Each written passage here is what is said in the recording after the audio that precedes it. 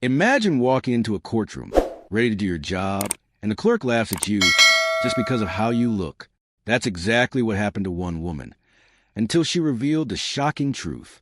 She wasn't just any visitor. She was a judge herself. And the look on his face? Priceless. In that moment, everyone in the room learned a lesson about respect, assumptions, and the power of dignity. Stick around, because you won't believe how she handled him, and how one quiet act completely changed the courthouse forever. The entire courtroom went silent, but not before the laughter echoed.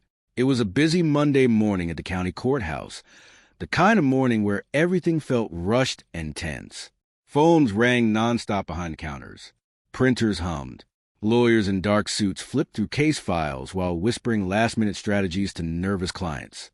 The long security line at the entrance moved slowly, adding to everyone's frustration. That's when she walked in. She didn't rush. She didn't look flustered. She moved with calm purpose. She was dressed simply but elegantly. A navy blue suit tailored perfectly, low heels clicking softly against the marble floor. Her hair was neatly styled, and her expression was steady and composed. In her hand, she carried a structured leather folder, the kind professionals use when they know exactly why they're there. A few heads turned as she passed, not because she demanded attention, but because she carried herself with quiet confidence. She stepped into the long line at the clerk's window without complaint. In front of her, a man argued about a filing fee. Behind her, a woman sighed loudly, checking her watch every few seconds. Behind the glass window sat Mr. Daniels, the senior court clerk. He had worked there for over 15 years. Everyone knew him. He prided himself on knowing the system inside and out, which courtroom handled what, which judge preferred what paperwork, which attorneys were always late. But he also had a reputation. He judged quickly, spoke sharply, and often treated people based on first impressions rather than facts. When it was finally her turn, she stepped forward politely. "Good morning," she said, her voice calm and clear. "I'm here regarding Courtroom 4B. Daniels didn't look up at first. He continued typing. "Name," he muttered flatly. She gave it. He stopped typing. Slowly, he raised his eyes. He looked at her from head to toe, taking in her appearance, her posture, her calm expression. Then he glanced back at his computer screen. A strange look crossed his face. And then he smirked. "You," he said, louder this time, his tone dripping with disbelief. "You're here for 4B? That's for the judge." A couple of people nearby turned their heads. Someone in line let out a quiet chuckle. "Yes," she replied evenly. "I'm aware." Daniels leaned back in his chair, folding his arms slightly. "Ma'am," he said, this time with a hint of mockery, "that courtroom isn't for visitors, defendants, or observers. Maybe you meant 2A or 3C. Another small laugh slipped from him. Not loud, but deliberate. The woman didn't react immediately. She didn't flinch. She didn't argue. Instead, she held his gaze calmly. And that's when something subtle changed in the room. The background noise seemed to fade. The whispers grew quieter. The chuckles stopped. Because, while Daniels thought he was in control of the moment was about to prove otherwise. The woman didn't react emotionally. She didn't argue. She didn't sigh or roll her eyes. Instead, she carefully placed her leather folder on the counter, aligning it neatly with the edge of the glass window, as if she had all the time in the world. "I assure you," she said with steady confidence, "I'm exactly where I need to be." Her tone wasn't offensive. It wasn't challenging. It was calm, almost reassuring. Daniels let out a short breath through his nose and shook his head slowly, like a teacher correcting a confused student. "Look," he said, lowering his voice but not his attitude, "I don't know who sent you here, but the judge for Forby doesn't come to the public entrance, and definitely doesn't wait in line." A few people nearby exchanged glances. Someone in the back shifted uncomfortably. The earlier chuckles had faded, replaced by a growing tension that was hard to ignore. More people were watching now.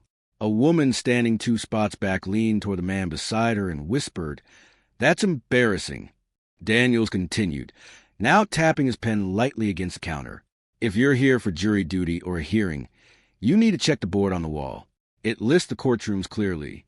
His tone had shifted from dismissive to openly mocking, the kind of tone that assumed superiority, without ever needing to raise its volume. The woman remained still. She studied him for a brief moment, not with anger, not with hurt, just quiet observation, as if she were measuring more than just his words. "You seem very confident," she said softly. Daniel straightened slightly, mistaking her calmness for surrender. "I've worked here long enough," he replied. "I know who belongs where." The words rolled off his tongue casually, but they landed heavily. Who belongs where? The phrase echoed in the stillness like something bigger than just a sentence. It wasn't just about a courtroom anymore. It was about assumptions, about invisible lines people draw without realizing it. The line behind her had grown silent now. Even the man who had been arguing earlier stood quietly, watching. The air felt different, thicker, almost charged. The woman's fingers rested lightly on her folder. Her posture remained poised. If Daniels expected her to shrink or apologize, he was mistaken.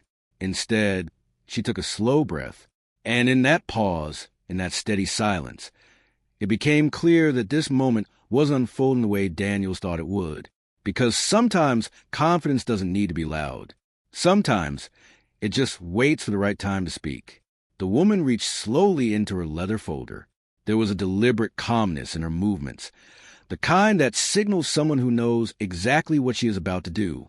The courtroom clerk, Mr. Daniels, leaned back in his chair, smugness still lingering on his face, unaware of the surprise that was about to unfold. From the folder, she pulled out an official badge, the kind that commands respect without demanding it. She didn't slam it down on the counter. She didn't raise her voice. There was no dramatic flourish, only quiet authority. She tilted it just enough so that the gold seal glimmered under the fluorescent lights, catching the attention of everyone nearby. The words on the badge were clear. Honorable Judge Alicia Monroe. The room seemed to hold its breath. Daniel's face drained of color. His smirk vanished in an instant, replaced by a combination of shock and disbelief. His hands froze mid-gesture above the keyboard. The same people who had chuckled just moments ago were now staring wide-eyed. Whispers replaced laughter, and a heavy silence filled the space. "I was recently appointed," she said calmly, her voice steady, almost serene. "Today is my first day presiding over Courtroom 4B. Silence. Not a single sound except for the faint shuffle of papers and the distant hum of the air conditioning. Daniels blinked rapidly, as if trying to process what he had just seen. His mouth opened slightly, then closed again, searching for words. Finally, he stammered, I didn't know." "That's correct," Judge Monroe replied evenly, looking him directly in the eyes. "You didn't." A security officer standing nearby immediately straightened, snapping to attention. "Good morning, Your Honor," he said with crisp respect. Several lawyers who had been waiting for their own cases noticed the scene and quickly approached, offering polite greetings and nods of recognition. The courtroom's energy shifted completely. The earlier tension and mocking laughter vanished, replaced by respect and recognition of authority. Daniels fumbled at his keyboard, clearly at a loss. I apologize, Your Honor. I didn't mean." Judge Monroe lifted her hand gently, stopping him before it could continue. Her gesture was not anger. It was control. "It's not about meaning," she said, her voice calm yet powerful. "It's about assumption." Her words resonated.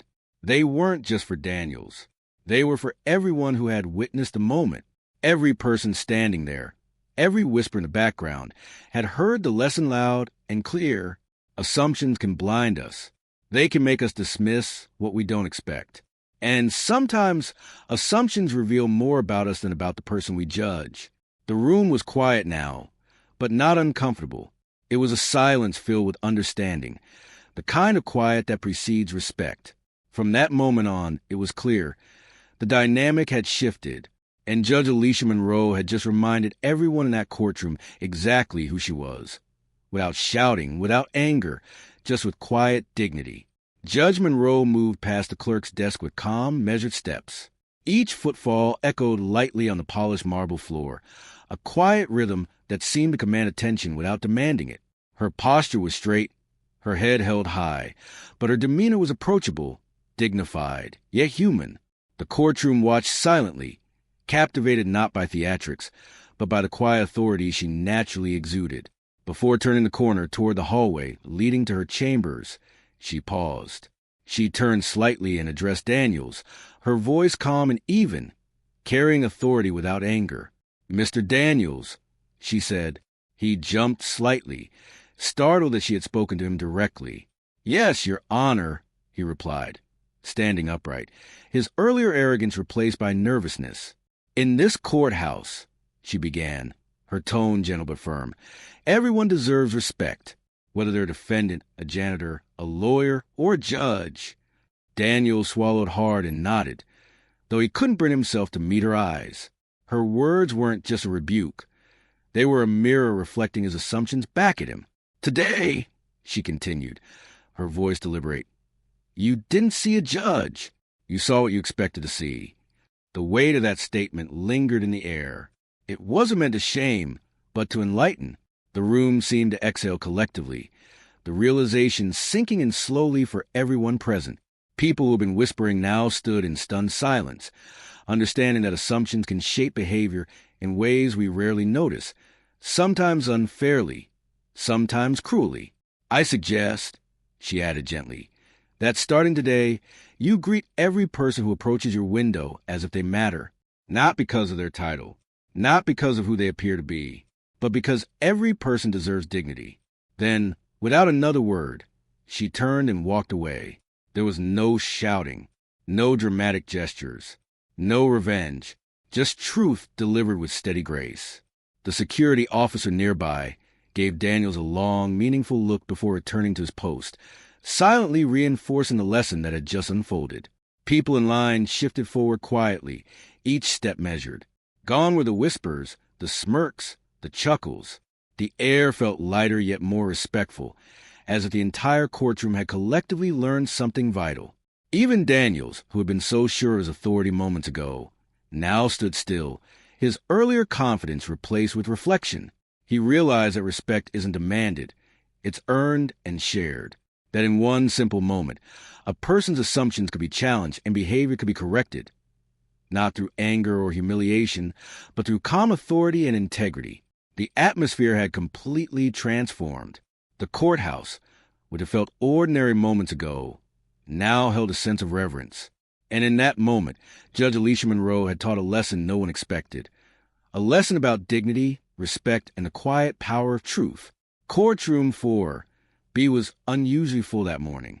Word had traveled fast through the courthouse corridors, whispered among clerks, attorneys, and visitors alike. A new judge was taking her place, and she was already making an impression. By the time Judge Alicia Monroe entered wearing her black robe, every person present instinctively rose to their feet, not out of fear, but out of respect. She walked calmly to the bench, her steps deliberate, her posture unwavering. There was no rush, no show of force. Her presence alone commanded attention. It wasn't an attempt to intimidate anyone. It was a demonstration of quiet, unshakable authority. The courtroom seemed to breathe differently in her presence, charged with respect rather than tension. Her rulings that day were meticulous. Each case was handled with sharp focus and fairness. She listened carefully to every argument, weighed evidence thoughtfully, and asked questions that revealed her attention to detail. More importantly, she treated every person who stood before her, defendants, lawyers, witnesses, with the same level of respect. No one felt dismissed, no one felt small. By lunchtime, the entire courthouse had changed. The staff spoke differently to one another, with a newfound politeness. The earlier smirks, whispering, and casual assumptions were replaced by consideration and attentiveness. Something had shifted, not through fear or punishment, but because of the way Judge Monroe carried herself. Later that afternoon, Daniels, the senior clerk, requested a private meeting in her chambers. He entered awkwardly, fidgeting, clearly unsettled. "Your Honor," he began, "I want to apologize. Truly, I was wrong." Judge Monroe looked at him steadily, her expression calm but firm. "What you did this morning," she said, "wasn't just about me." Daniels nodded slowly, understanding dawning on him. I understand, he said quietly. I hope you do, she continued, because the next person you dismiss might not be a judge. They might be someone who doesn't have the power to correct you. Her words struck him more powerfully than any reprimand ever could. She wasn't angry, nor was she seeking revenge. She was teaching, guiding, and reshaping behavior. From that day forward, Daniels approached his job differently. Every person who came to his window received the same greeting. Good morning. How can I help you? No smirks, no assumptions, just respect. And as for Judge Monroe, she continued to serve with unwavering integrity, quietly demonstrating something profound. True authority doesn't shout. True strength doesn't mock. True leadership doesn't need to announce itself. When you carry who you are with confidence and dignity, the world adjusts. And sometimes, the loudest sound in the room isn't a voice raised in anger or triumph. It's a silence that follows a revelation of truth. In that silence, lessons are learned, respect is earned, and lives are quietly transformed. If you love this story and the way Judge Alicia Monroe taught a powerful lesson without raising her voice, hit that like button, share this video to inspire others, and don't forget to subscribe for more real stories that will shock you, make you think, and leave you amazed. Turn on notifications so you never miss a story like this.